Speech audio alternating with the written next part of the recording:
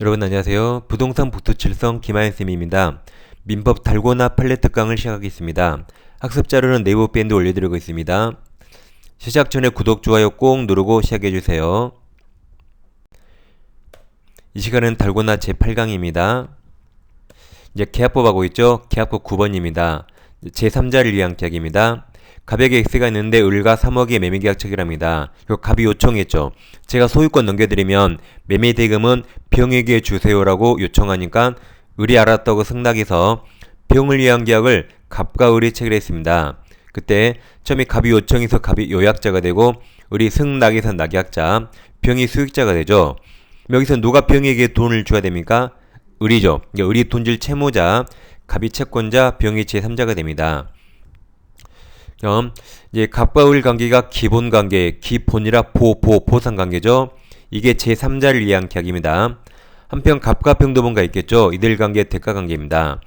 그럼 대가 관계는 빨강색과 겹친 적 없으니까 기본 관계에 어떠한 영향을 미치지 않습니다.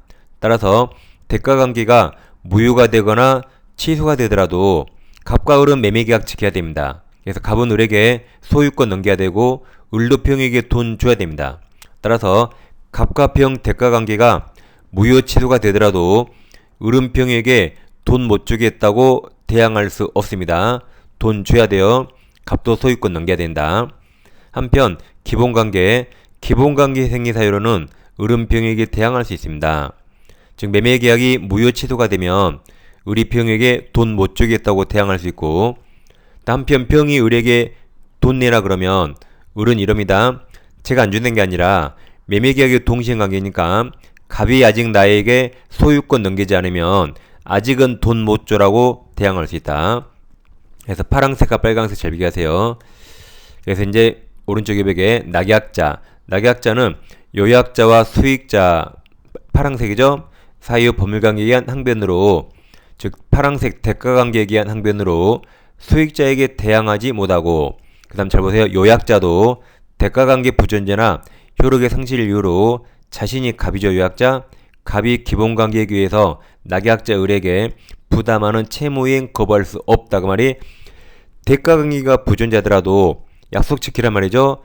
갑도 을에게 소유권 넘겨야 되고 을도 병에게 돈 줘야 된다. 나머지는 갑과 병이 알아서 합니다. 을이 관여할 바 없어요. 이제 10번에서 이제 해제로 갑니다. 자, 10번 계약이 합의호에서 해제, 이게 합의해제 또는 해지 똑같죠? 합의해지. 그럼 합의해지와 합의해지는 뭐든지 특약에 따라요. 특약이 없다면 뭐 손해배상이나 이자 같은 거 없습니다. 다시 10번 계약이 합의호의 해제, 합의해제 또는 해지, 합의해지된 경우에 다른 특별한 사정이 없는 한 다른 약정 없죠? 그럼 채무불량으로 인한 손해배상 청구할 수 없습니다. 합의하지 않았으니까. 11번 마찬가지예요.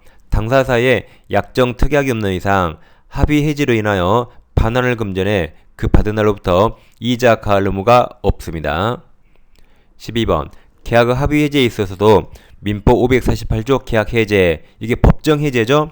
법정 해제의 경우와 같이 이로써 제3자 권리 해할 수 없다. 그러니까 법정 해제 규정 중에 해제의 3자 보호 규정만 합의 해제에 적용됩니다. 따라서 합의 해제에 있어서도 제3자 권리를 해할 수 없습니다. 그 다음 이행 지체로 해제할 때는 법에서 상당 기간을 정하고 최고하라 그랬죠. 그럼 예를 들어서 예입니다. A라는 사건에서 상당 기간을 일주일 7일로 가정합니다. 근데 기간을 정하지 않고 최고하거나 3일밖에 최고하지 않았다. 상당하지 않은 기간을 최고했다.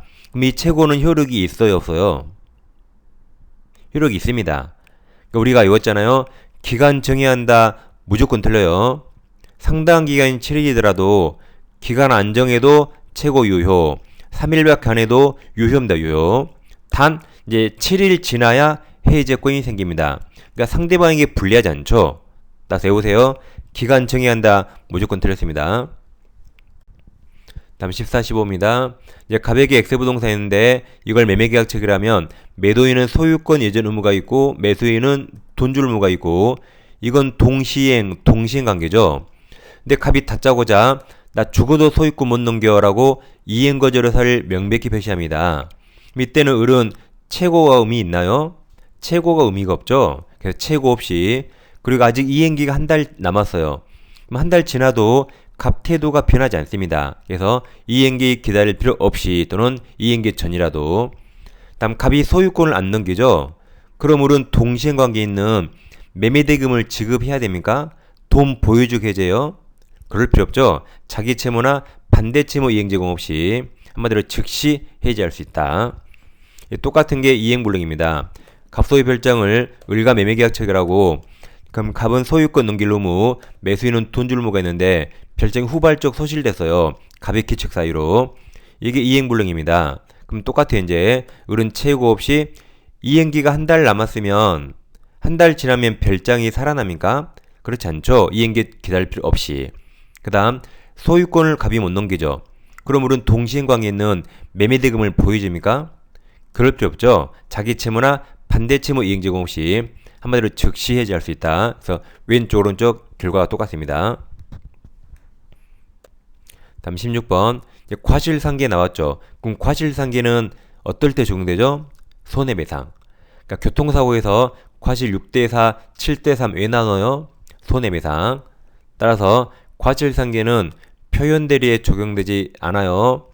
다음 아직 심의 안 나오는데 여기 원상회복에 적용되지 않는다. 손해배상이 적용됩니다.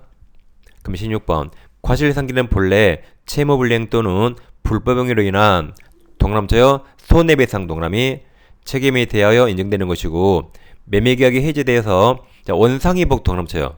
그럼 손해배상과 원상회복 다릅니다. 원상회복 의무 이행으로 이미 지급한 매매대금 기타 극부 반환을 구하는 경우에는 과실상계 적용되지 않는다. 그래서 표현대리 X, 원상회복 X입니다. 17번입니다.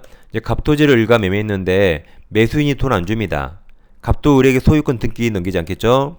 토지는 갑소유인데 을이 일단 건물 짓고 이걸 병에게 팔고 등기를 넘깁니다. 그럼 병이 건물 소유권 취득했죠? 그런데 을이 끝까지 토지 매매대금 주지 않으니까 갑이 토지 매매를 해제했어요. 그 건물 철거해 그랬죠? 보니까 병이 건물 소유자네. 야 철거해. 그러니까 병이 나는 해제의 3자로 보호된대요. 그럼 해제의 3자로 보호됩니까? 보호 안 되죠. 갑이 뭘 해제했죠? 토지. 그럼 병이 보호되려면 을로부터 건물이 아니라 을로부터 토지를 사서 등기해 보호됩니다. 토지와 건물 다르죠. 그래서 병은 해제의 3자로 보호되지 않습니다. 그래서 이제 해제의 3자 보호를 하겠습니다. 자, 해제의 3자는 뭘 해야 보호됩니까? 등기. 그래서 우리가 해삼 등기 외웠죠. 그러니까 다른 쪽 제3자는, 다른 3자는 등기를 요하지 않은데 유독 해제의 3자에서만 우리 판례가 등기를 요합니다. 그래서 해삼 등기 외웠죠. 그럼 등기했다면 해제되기 전에는 악의도 보호되는데 해제 후는 선의만 보호됩니다. 그래서 해삼 등기 꼭 외우세요. 그럼 채권은 등기 못하죠. 따라서 채권의 이해관계 맺으면 보호 안됩니다. 해삼 등기입니다. 그럼 18번 아직 심의 나왔죠. 미등기 무허가 건물에 관한 매매계약이 해지되기 전에 매수인으로부터 해당 무허가 건물을 다시 매수하고, 잘 보세요. 무허가 건물 관리 대장입니까? 등기입니까? 대장. 그럼 보호 안 돼요. 등기 아니죠. 단호해야 돼요. 단호박. 등기 아니죠? 보호 안 됩니다. 대장의 소유자로 등재되었다 하더라도 건물에 관하여 완전한 권리를 취득한 것으로 볼 수 없으므로, 가로쳐요. 자카로. 해제로 권리를 침해당하지 않을 제3자까지 가로. 이게 가로가 무슨 말이죠? 그렇죠. 해제로 보호되는 3자. 해제로 보호되는 3자에 해당한다고 할 수 없답니다. 19번. 자, 19번은 어떤 말이 제일 중요해요? 19번 어떤 말이 제일 중요해요? 뭐 가압류? 지금 밑줄이 한 개예요. 밑줄이 2개도 아니고 1개인데 찍더라도 부동산에 찍어야겠죠. 왜 이렇게 자꾸만 의심해 이걸? 그럼 19번. 해제된 매매계약에 의해서 채무자가 책임재산이 된 부동산 동그라미. 가압류에서 부동산으로 화살표. 그러니까 채권을 가압류하면 등기 안에서 보호 안 되는데 여기처럼 부동산을 가압류하면 등기했죠. 그러니까 보호되는 거죠. 다시 부동산을 가압류 집행한 가압류 채권자도 다시 가로쳐요. 자, 가로. 해제로 권리를 침해당하지 않을 제3자까지 가로. 그럼 보호되는 3자에 포함된다 해서 맞았습니다. 자, 20번. 계약이 해제되기 전에 계약상의 채권 동그라미. 그럼 보호 안 돼요. 뒤에 무슨 말인지 몰라도 됩니다. 채권을 양수하여 이를 피보존 권리 무슨 말인지 몰라도 돼요. 권리를 해서 처분건지 가처분 결정을 받은 경우 무슨 말인지 몰라도 됩니다. 제발 질문하지 마세요.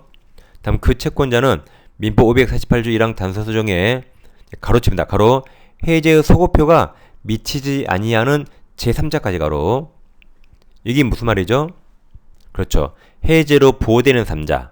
해제로 보호되는 3자에 해당하지 않는다. 채권 본 순간 무조건 제3자 아니다 하시면 되는 겁니다. 지금 해제 등기 안 했으니까. 21번. 계약상 채권을 양수한 자나 또 채권 자체를 압류 또는 전부한 채권자는 보호 안 되죠? 제3자에 해당하지 않는다. 채권은 등기 못합니다. 그 다음 계약금 계약도 뭐 해마다 시험에 나오는 거죠. 이건 일단 요물계약이고 종된계약입니다. 갑소유부동산을 을과 매매계약 체결합니다. 10억에. 그리고 계약금을 1억 주기로 약정했어요. 그럼 이거 요물계약이라 1억 다 지급해야만 성립하는데 을이 1억 중에 7천만 원만 지급했습니다. 그럼 계약금 계약 성립했어요? 안 했어요? 성립 안 했죠? 안 했으니까 을도 7천만 원 포기하더라도 매매계약 해지할 수 없고 갑도 매매계약 해지할 수 없습니다. 둘 다 원칙 주계약, 매매나 임대차 해지할 수 없어요. 단 예외입니다. 예외적으로 매도인이 매매일을 해지할 수 있다 하더라도 이때 해약금 기준은 실제 받은 7천이 아닙니다. 약정계약금 1억을 약정했죠? 약정계약금 1억이 기준입니다. 그래서 22번 계약금이 1억 써보 1억 쓰세요. 시험장 1억 써요. 일부 써요. 7천만원 7천만원만 지급된 경우 수령자 매도인이 매매계약을 해지할 수 있다 하더라도 해약금 기준이 되는 금원은 실제 교부받은 계약금 7천이 아니라 약정계약금 1억이라고 봄이 타당하므로 매도인이 계약금 일부로 지급받은 금원의 배액, 그러니까 1억 4천을 상환한 것으로 매매계약 해지할 수 없습니다. 예외적 가능하더라도 2억을 줘야 됩니다. 그 다음 이제 갑에게 토지가 있는데 을가 10억에 6월 1일날 매매하고 계약금이 1억으로 정했는데 이제는 매수인 을이 계약금 1억 다 지급했습니다. 그럼 드디어 계약금 계약 성립했죠. 그럼 첫째 해약금 해지할 수 있는가와 두 번째 채무불이행 이 두 개는 완전히 다릅니다. 그럼 해약금 해지는 자 당사자 일방이 이행착수 전까지라 할 수 있죠. 이행착수 전이라면 교부자 매수인은 1억 계약금 포기하고 수령자는 배액 2억을 상환해서 매매계약을 해지할 수 있습니다. 이때 갑이 해지하려면 2억을 제공해야 되죠. 근데 매수인 을이 수령하지 않아요. 안 받으려고 도망다녀요. 그런다고 해서 꼭 2억을 매수인 을 이름으로 공탁할 것까지 요하지 않습니다. 그냥 배액 상환하면 되는 겁니다. 이행 제공하면 되는 겁니다. 그 다음 이 해제는 누가 잘못한 거 아니죠. 잘못한 건 밑에 네모 2번 채무불이행이에요. 그래서 1번 해제는 채무불이행이 아니기 때문에 손해배상이나 의무 같은 건 나오지 않습니다. 그 다음 이것은 이행착수 전까지 가능하죠. 당사자가 주고받은 것이니까 원상회복 나오지 않습니다. 지금 본 두 가지 손해배상이나 원상회복은 아래 네모 2번 채무불이행에서 법정해제 나옵니다. 이 두 가지는 해약금 해제 나오지 않습니다. 그래서 여기서 시험이 이행착수가 중요합니다. 어떤 게 이행착수인가? 그럼 매매계약 체결했다면 매수인은 돈 주는 게 매매 이행착수죠. 돈 주는 거. 매도인은 등기소를 기부합니다. 따라서 일방이 상대방에게 소송을 제기했다. 이거 이행착수 아닙니다. 돈 준 거 아니죠. 설령 승소 판결을 받아도 이행착수 아니에요. 돈 안 줬잖아요. 만약에 저 토지가 토지거래 허가구역에서 토지거래 허가를 받았어요. 허가를 받았다. 그럼 이행착수 했습니까? 안 했어요. 돈 안 줬잖아요. 이게 작년 정답. 만약에 근데 매수인이 중도금 일부라도 지급하면 이건 이행착수입니다. 그러면 중도금을 그 약정한 날짜 전에 줄 수 있나요? 그러니까 이행기를 가로 열고 중도금을 6월 15일로 정했는데 그 전에 중도금 보냈습니다. 그럼 이행 착수입니까? 네, 이행 착수입니다. 그러니까 돈을 미리 주는 건 상관없어요. 그래서 이행기 전이라도 이행에 착수할 수 있다. 그래서 이행 착수를 잘 보시고, 다음 565조는 임의규정이죠. 계약법은 대부분 임의규정이라 우리는 계약금 1억을 주고받더라도 해약금 해제 하지 맙시다 약정 가능합니다. 그럼 이때는 해약금 해제할 수 없습니다. 자, 그 다음에 밑으로 내려오셔가지고 이제 계약금 1억을 주고받았는데 당사자 일방이 채무불 이행합니다. 그럼 이때는 법정 해제하고 이제 잘못한 사람이 있으니까 손해배상을 청구합니다. 근데 손해배상을 얼마를 청구할 것인가 이게 법이 없어요. 법이 없으니까 약정, 특약에 따른다. 그럼 보통 이 특약 하잖아요. 교부자가 채무불 이행하면 이제 해지당하면서 손해배상으로 계약금 1억을 몰수당하고 수령자가 채무불 이행하면 해지당하면서 손해배상으로 배액을 물어주기로 약정하죠. 이런 약정을 위약금 약정이라죠. 그럼 약속한 대로 갑이든 을이든 약속을 위반하면 채무불 이행하면 1억씩 책임지는 겁니다. 따라서 이렇게 약정했을 때 계약금은 위약금 성질을 가지고 이때 계약금은 손해배상 예정 성질을 가졌습니다. 즉 갑과 을은 1억씩 손해배상 예정했잖아요. 근데 반면 계약금 1억을 주고받지만 아래와 같이 아무 약정하지 않았대요. 채무불 이행을 대비해서 아무 약정하지 않았다. 이때는 계약금은 위약금 성질이 없습니다. 따라서 교부자가 채무불 이행하면 수령자는 계약금, 매도인은 계약금 몰수할 수 없습니다. 매도인은 받은 계약금 그대로 돌려줘야 돼요. 왜 그래요? 아래와 같은 약정 안 했으니까. 그래서 매도인은 계약금 그대로 돌려주고 자기가 입은 실제 손해를 입증해서 실제 손해만 청구할 수 있습니다. 마찬가지로 수령자가 채무불 이행했다. 그러면 매수인은 배액 못 받습니다. 매수인은 내가 준 1억만 돌려받고 매수인도 실제 손해만 입증해서 청구할 수 있습니다. 왜 그래요? 약정하지 않았으니까. 그래서 자, 여기 위쪽, 아래쪽 완전히 달라요. 위쪽은 565조 법이 있죠. 그럼 법대로 해요. 아래쪽은 채무불 이행하고 법정 해제했죠. 그럼 손해배상액은 법에 없어요. 법이 없으니까 뭐에 따른다? 약정이나 특약에 따른다. 법에 있고 없고 차이입니다. 그럼 자, 오른쪽에 계약금은 둘 중에 뭐로 추정되죠? 해약금. 지금 위쪽에 지금 해약금 칸이잖아요. 그러니까 아까 찍어도 눈치가 있어야 돼. 지금 아래쪽이 위약금이 위쪽이 해약금이니까 해약금이에요. 법에 있으니까. 다시 계약금은 해약금으로 추정되므로 별도의 약정이란 해약금 약정. 해약금 약정이 없어도 해약금 성질 같습니다. 근데 아래는 법이 없잖아요. 따라서 반면 계약금은 별도의 특약이라는 게 위약금 특약. 위약금 특약이 있어야 위약금 성질 같고 만약에 위약금 약정이 없다면 계약금은 위약금 성질을 갖지 않습니다. 그래서 위쪽은 법에 있고 아래쪽은 법에 없습니다.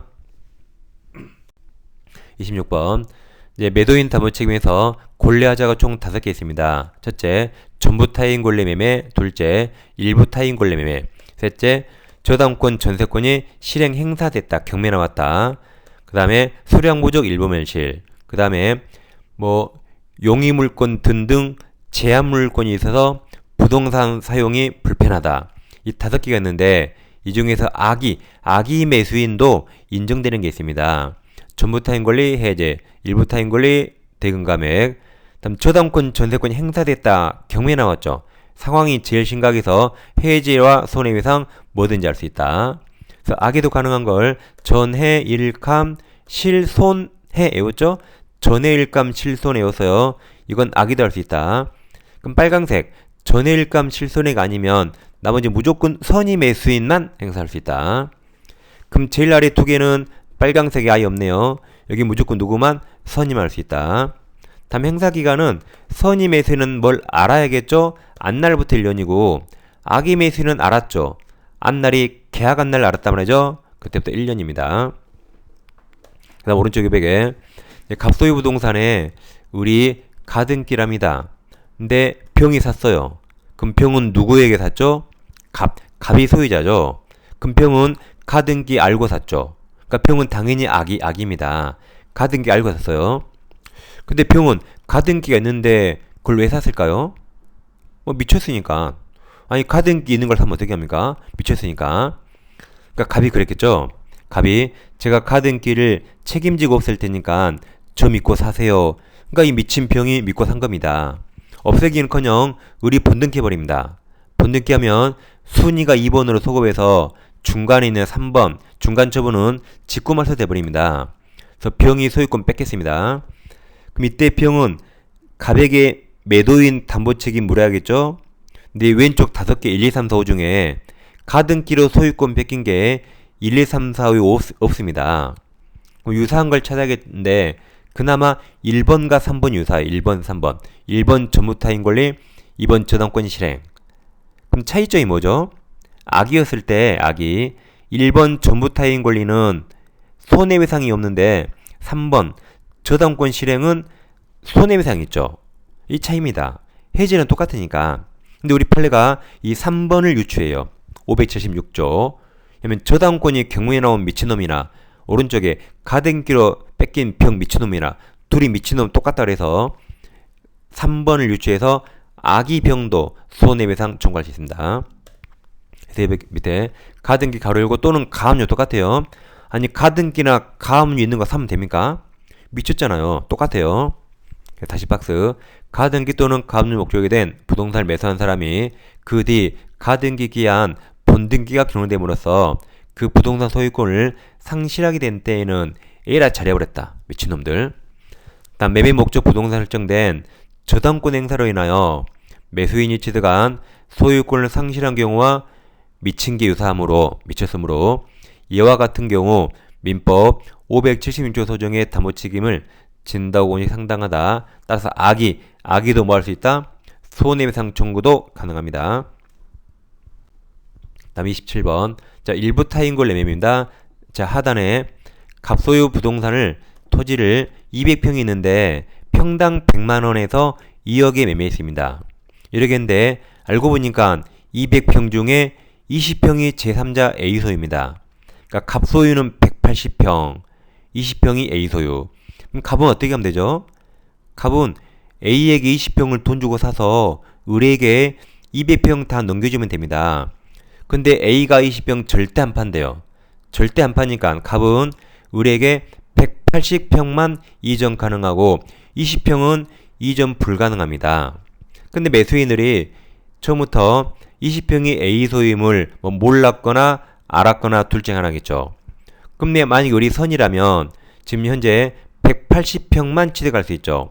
근데 우리 180평도 매수했을 거래요.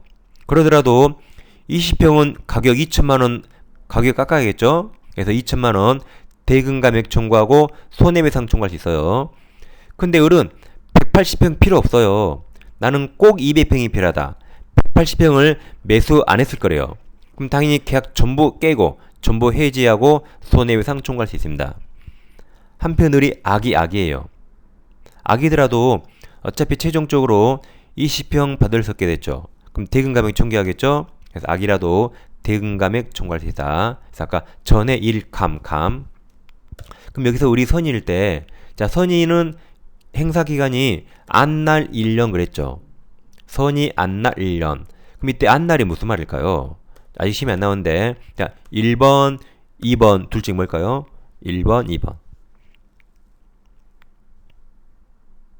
자, 부연 설명하면 1번은 단순히 권리 일부 20평이 타인 A에게 속한 사실 안날일까요? 아니면 2번 매도인 갑이 20평을 을에게 이전할 수 없게 되었음이 확실하게 된 날을 안날일까요? 2번입니다. A가 갑에게 20평을 주고도 안 판다 그러니까 갑이 을에게 20평을 이전할 수 없게 되었죠? 그게 확실하게 된 날, 그걸 안날 말합니다. 이게 판례의 태도예요. 그래서 자, 27번. 수량지정 매매에 있어서 매도인의 담보책임에 관한 매수인의 대금 감액 청구권은 매수인이 선의 동그라미, 선의인 경우에 사실 안날 동그라미, 안날로부터, 악의인 경우에는 계약한 날로부터 1년 내에 행사되는데 여기서 매수인이 사실 자, 안날 동그라미, 안날이라면 단순히 권리 일부 20평이 타인에게 속한 사실 안날이 아니라 그 때문에 매도인이 이 20평을 취득해서 매수인에게 이전할 수 없게 되었음이 확실하게 된 사실, 그걸 안날 말합니다. 아직 시험이 안 나왔으니까 잘 정리해주세요. 다음 28번. 이제 물권하지 않은 자, 선의 무과실이죠? 선의 무과실 매수인만 행사할 수 있고, 경매로 취득했다면 물권하자에서는 담보책임 행사할 수 없습니다. 경매에서는 권리하자만 담보책임 행사할 수 있고, 물권하자는 선의 안날 6개월 짧아요. 그리고 우리 판례는 법률적 제한이나 법률상 장애가 있다. 이것을 권리하자가 아니라 물권하자로 봅니다. 물권하자 같은 말이 목조물하자로 봅니다.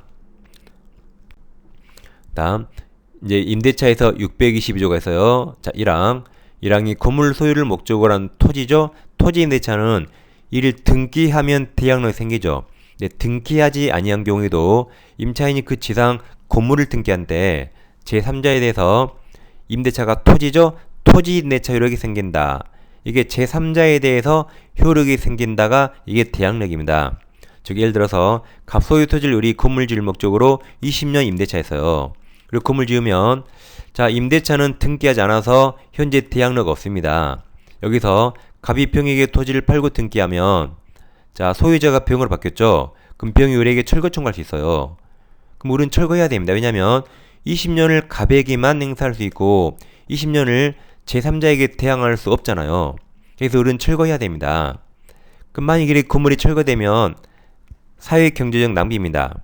따라서 622조 특별 규정을 둬가지고 만약에 병이 토지 소유권 등기하기 전, 병이 소유권 등기하기 전에 우리 건물에 먼저 보존 등기합니다. 그럼 이 토지 임대차가 대항력이 생겨요.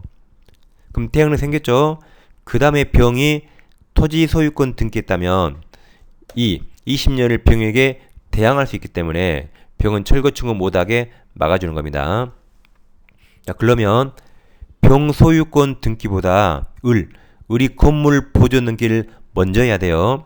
시간이 빨라야 되죠. 그래서 대항력이 먼저 있고 시간이 빠르고 그 후 병이 소유권 등기했을 때 대항할 수 있습니다.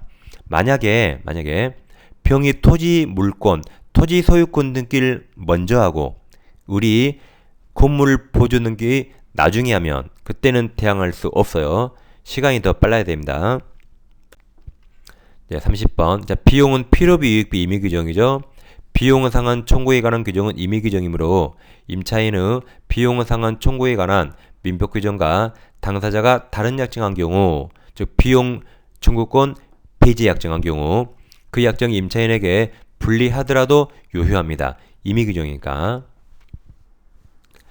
자, 오늘 판례도 중요한 판례가 아주 많았습니다. 잘 정리하시고 다음 시간에 이어서 찾아뵙겠습니다. 감사합니다.